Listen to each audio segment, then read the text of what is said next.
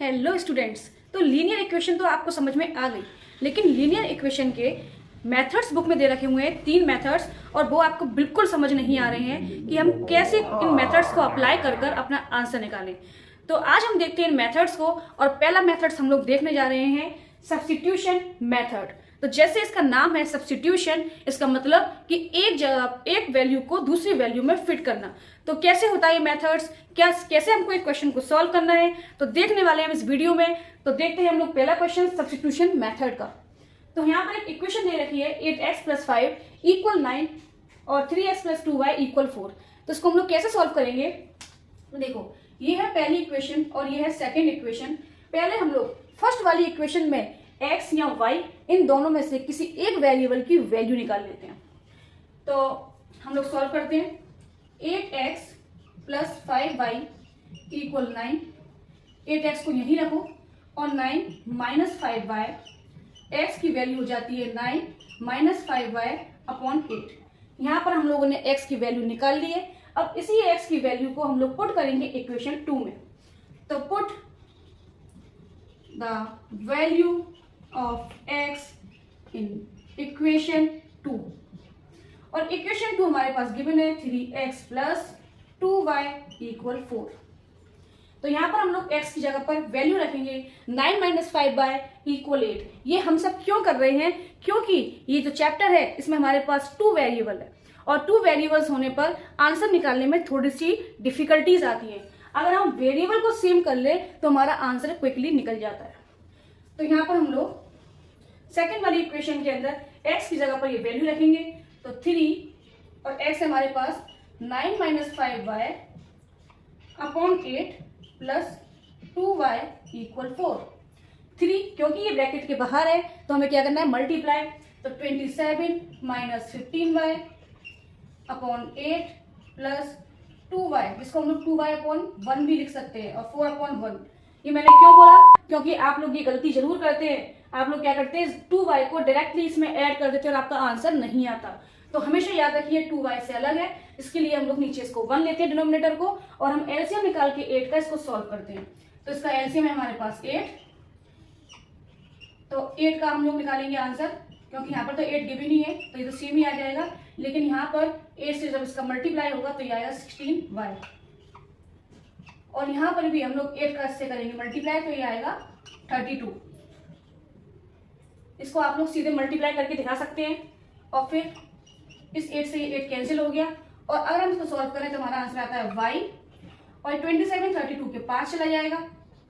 32 - 27, तो y की value आ जाती है 5। y की वैल्यू हमारे पास आ चुकी है। अब हम इजीली x की वैल्यू निकाल सकते हैं। तो x की वैल्यू कैसे निकालेंगे, इस y की वैल्यू को इन दोनों इक्वेशन में से किसी भी इक्वेशन के अंदर वैल्यू को पुट कर दो, और जैसे हम लोगों ने ये क्वेश्चन निकाला ऐसे हम लोग इजीली x की वैल्यू निकाल सकते हैं।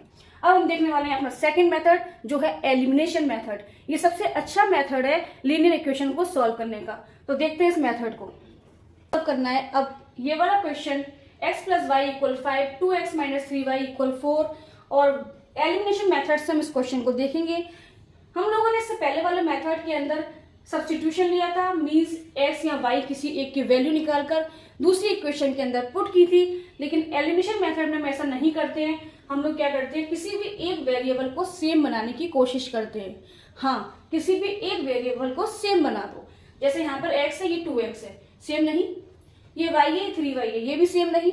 तो हम क्या करेंगे कि इसमें से या तो x को सेम बनाए या y को बनाए। ये मैंने बहुत ही सिंपल बेसिक क्वेश्चन लिया है, लेकिन सारे क्वेश्चंस इसी मेथड से इसमें होने वाले हैं। तो हम लोग यहाँ पर मैं इस x को सेम बनाने वाली हूँ। तो मैं इसके अंदर, ये है इक्वेशन 1, ये है इक्वेशन 2, तो मैं मल्टीप्लाई करूंगी इक्वेशन 1 में 2 का मल्टीप्लाई करने पर मेरे पास जो इक्वेशन आती है वो 2x + 2y = 10।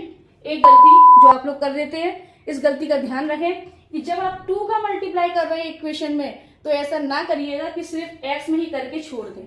आपको इस 2 का मल्टीप्लाई इस x से भी करना है, इस y से भी करना है, इस 5 से भी करना है। तो इन सबसे मल्टीप्लाई करने के बाद मेरा आंसर आता है 2x + 2y = 10।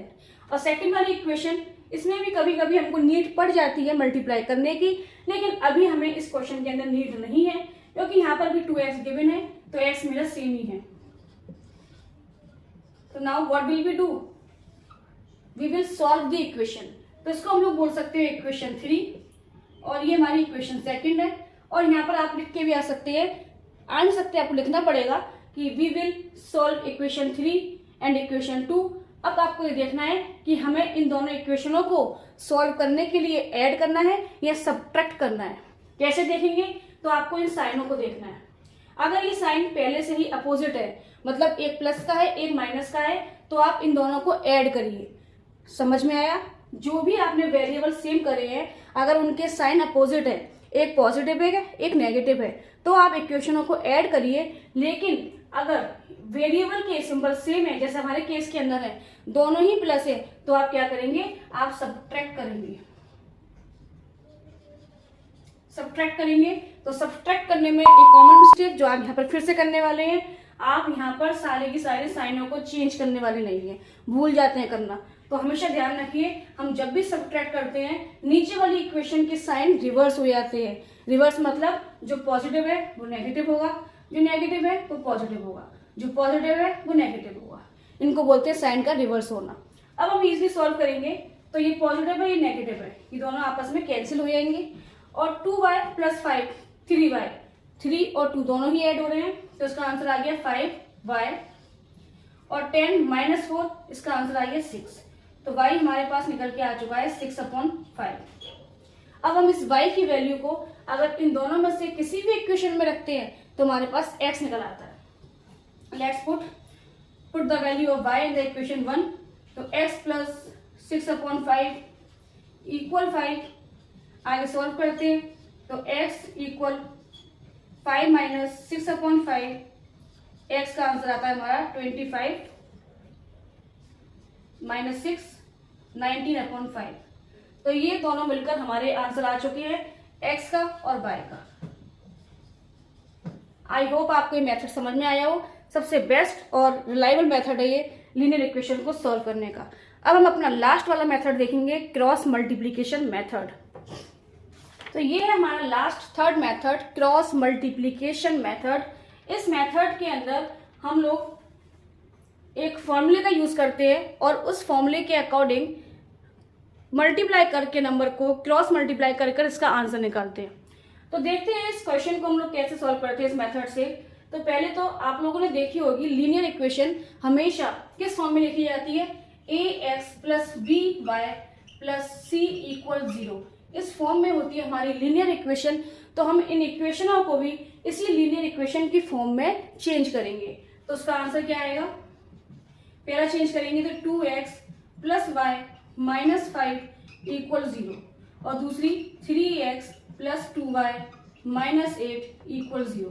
यहाँ हम लोग देख सकते हैं a है हमारा 2, a1 बोल दो उसको, और 3 है a2, y b1, अब y नहीं है ये 1 है।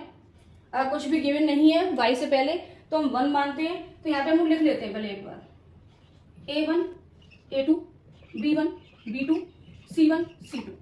a1 है इसके अंदर हमारे पास 2, a2 है 3, b1 है 1, b2 है 2, c1 है 5 लेकिन माइनस का, और c2 है -8। अब जो हमारा फॉर्मूला है बुक के अंदर, वो फॉर्मूला आ जाता है हमारे पास v1/v2 c1/c2 a1/a2 and b1/b2।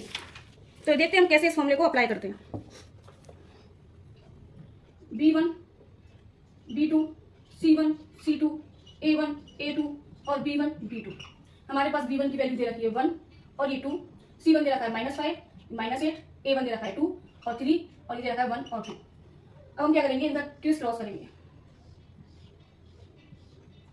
Criss cross करेंगे इसके अंदर हम लोग, और फिर अपने फॉर्मूले का यूज कर इसको सॉल्व करेंगे। हमारा फॉर्मूला बनता है x/y और -1। तो एक सिंपल सा फॉर्मूला हमको इसके अंदर यूज करना है, x/b1 c2 b2 c1 y c1 × a2 c2 × a1 और 1 के नीचे a1 × b2 a2 × b1। तो ज़्यादा कंफ्यूज नहीं होना है, सिंपल हमने ये याद रखना है कि पहले b फिर c फिर a फिर b, और इनका करना है क्रिस क्रॉस, और इनको रखना है फिर s और y और 1 के नीचे, और वो किस सीक्वेंस में, देखो ये यहाँ से स्टार्ट हो रहा है और एरो तक पहुंच रहा है, यहाँ से स्टार्ट हो रहा है और एरो तक पहुंच रहा है। तो ये वाली वैल्यू x के नीचे, ये वाली वैल्यू y के नीचे और ये लास्ट वाली 1 के नीचे। इन सब की हम लोग यहाँ पर लिख चुके हैं फॉर्मूला अपना।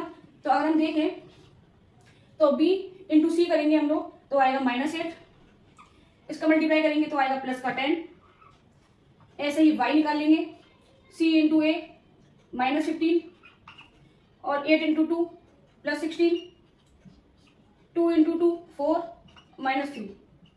तो यहाँ पर हमारे पास x, y और 1 निकल के आ चुका है। आगे हम देखते हैं क्या करना है। तो हमारे पास आ चुका है x जो कि इक्वल है, देखिए -8 प्लस 10, इसको हम लोग सॉल्व करेंगे तो हमारा आंसर आएगा 2। y को हम लोग सॉल्व करेंगे तो हमारा आंसर आएगा 1, और यहाँ 1 को हम लोग सॉल्व करेंगे तो हमारा आंसर आएगा फर्दर 1। अब हम x/2 को 1/1 के साथ सॉल्व करेंगे और y/1 को 1/1 के साथ सॉल्व करेंगे। मतलब x को अलग अलग, x और y की वैल्यू निकालने के लिए इनका अलग अलग कॉम्बिनेशन बनाएंगे। तो x/2 इक्वल 1/1, यहाँ तुम कर दो क्रॉस मल्टीप्लाई, और क्रॉस मल्टीप्लाई करने पर हमारे पास x की वैल्यू कितनी आएगी, ये 2 से मल्टीप्लाई होगा तो 2, और जब हम लोग y/1 इक्वल 1/1 रखकर क्रॉस मल्टीप्लाई करेंगे तो हमारी y की वैल्यू आएगी 1। तो ये है थर्ड मेथड क्रॉस मल्टीप्लिकेशन का। यहाँ पर हम लोग x और y की वैल्यू को पता लगा पाए हैं। तो इस टाइप से चैप्टर कंप्लीट होता है। अगर आपको फिर भी कोई डाउट्स हो, कोई क्वेश्चन प्रॉब्लम आ रही हो तो प्लीज नीचे कमेंट करिएगा, मैं उस पर वीडियो जरूर बनाऊंगी। और मिलते हैं हम अपने नेक्स्ट चैप्टर के साथ, तब तक बाय बाय।